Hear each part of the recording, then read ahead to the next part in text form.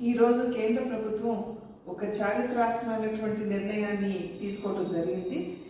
ఇప్పుడే మనకి అందినటువంటి వార్త, విశాఖ స్టీల్ ప్లాంట్ రివైవల్ కోసం కేంద్ర ప్రభుత్వం 11,500 కోట్ల రూపాయలని కేటాయించిందని చెప్పి మనకు వచ్చినటువంటి సమాచారం. నేను నరేంద్ర మోడీ గారికి, అదేవిధంగా కుమారస్వామి గారికి నేను నా ధన్యవాదాలు, అదే నిర్మలా సీతారామన్ గారికి కూడా నా ధన్యవాదాలు నేను తెలియజేస్తున్నాను.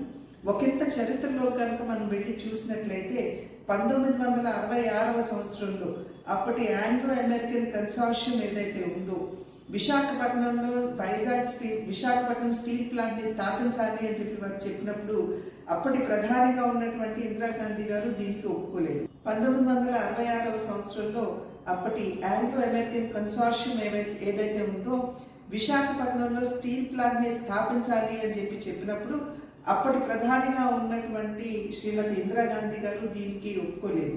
అయితే అమృతరావు గారు, తెన్నిటి విశ్వనాథన్ గారు, వీరి యొక్క కృషి వలన, వీరి యొక్క పోరాటం వలన వేలాది మంది అక్కడ ఉన్నటువంటి తెలుగువారి యొక్క పోరాట ఫలితంగా దగ్గర 32 మంది వారి ప్రాణాలు కోల్పోయినటువంటి సందర్భంలో మనం విశాఖపట్నంలో స్టీల్ ప్లాంట్ని స్థాపించుకోవడం జరిగింది. ఇవాళ చూసినట్లయితే దగ్గర 64 గ్రామాలు, వారి గ్రామాలని విశాఖపట్నం స్టీల్ ప్లాంట్ స్థాపనకి వారు అందించినటువంటి చరిత్ర, ఘన చరిత్ర మన విశాఖపట్నంలోని స్టీల్ ప్లాంట్కి ఉంది. ఆ నేపథ్యంలో ఎన్నో ఇబ్బందులు మన విశాఖ స్టీల్ ప్లాంట్ ఎదుర్కొంటున్నటువంటి సందర్భంలో అప్పులు ఊబిలో కూలిపోవటం దగ్గర నుండి వారికి క్యాప్టివ్ మైన్స్ లేకపోవటం వలన ఈ రోజున ఏ స్థితికి వచ్చిందంటే చివరికి అక్కడ పనిచేసేటువంటి ఎంప్లాయీస్కి కూడా సరి అయినటువంటి విధంగా వారికి జీతాలు ఇవ్వలేనటువంటి పరిస్థితి ఇవాళ విశాఖ స్టీల్ ప్లాంట్లో ఏర్పడింది.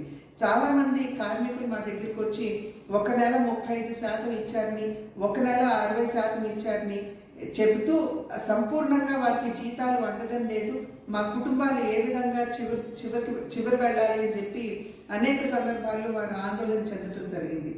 ఎప్పుడైతే ఈ విషయాలన్నీ మా దృష్టికి వచ్చాయో ఎప్పటికప్పుడు మేము ఈ విషయాలన్నీ లేఖల మాధ్యమంగా నరేంద్ర మోడీ గారి దృష్టికి, అదేవిధంగా డెలిగేషన్ని తీసుకుని వెళ్తూ అక్కడ ఉన్నటువంటి పనిచేసేటువంటి కార్మికుల్ని సైతం డెలిగేషన్గా తీసుకుని కుమారస్వామి గారి దగ్గరికి, నిర్మలా సీతారామన్ గారి దగ్గరికి, పీయూష్ గోయల్ గారి దగ్గరికి కూడా తీసుకుని వెళ్ళి అనేక సందర్భాల్లో వీరి విషయాలు, వీరు ఎదుర్కొనేటువంటి ఇబ్బందులు ఇవన్నీ కూడా, అదేవిధంగా విశాఖపట్నం స్టీల్ ప్లాంట్కి సంబంధించినటువంటి సమస్యలు కూడా వారందరి దృష్టికి తీసుకువెళ్ళడం జరిగింది.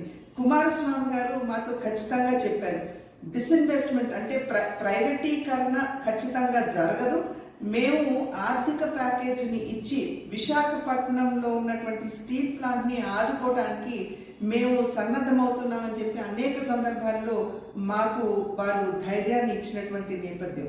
ఇవాళ ఏదైతే భారతీయ జనతా పార్టీ ప్రతి కార్యకర్త ఆశించారో అదేవిధంగా మేము అనేక సందర్భాల్లో డెలిగేషన్ తీసుకువెళ్ళినటువంటి సందర్భంలో ఇవాళ ఆ కృషి అంతా కూడా ఫలించి ఇవాళ కేంద్ర ప్రభుత్వం 11,500 కోట్ల రూపాయలు ఇవాళ విశాఖపట్నంలోని స్టీల్ ప్లాంట్కి ఆర్థిక ప్యాకేజీని అందించడం జరిగింది. భారతీయ జనతా పార్టీ ఎప్పుడు కూడా ఆర్ఐఎన్ఎల్ యొక్క అభివృద్ధికి కట్టుబడి ఉన్నది. ఇంతకు ముందు కూడా ఆర్థిక పరమైనటువంటి ఇబ్బందులు వచ్చినప్పుడు అటల్ బిహారీ వాజ్పేయి గారు ప్రధానిగా ఉన్నప్పుడు అప్పుడు కూడా వారు ఇదే రకంగా ఆర్థిక ప్యాకేజీని ఇచ్చి అప్పట్లో విశాఖ స్టీల్ ప్లాంట్ని ఆదుకోవడం జరిగింది. ఇప్పుడు కూడా మేము ఏదైతే మొదటి నుండి చెప్తూ వచ్చాము, డబుల్ ఇంజిన్ సర్కార్, కేంద్రంలో ఎన్డీఏ, అదేవిధంగా రాష్ట్రంలో కూడా ఎన్డీఏ ఉన్నట్లయితే ఇటువంటి సమస్యలు అనేకం మనం పరిష్కరించుకునేటువంటి అవకాశం ఉంటుంది అని చెప్పి ఏదైతే చెప్పామో ఇవాళ ఈ ప్యాకేజ్ మాధ్యమంగా మనం ఆశించినటువంటి కళ సాకారమైంది అని చెప్పి విశ్వసిస్తూ మరి ఒక్కసారి ప్రధాని నరేంద్ర మోడీ గారికి, అదేవిధంగా కుమారస్వామి గారికి కూడా నా యొక్క హృదయపూర్వక ధన్యవాదాలు, వీరితో పాటుగా నిర్మలా సీతారామన్ గారికి కూడా నా హృదయపూర్వక ధన్యవాదాలు నేను తెలియజేస్తున్నాను.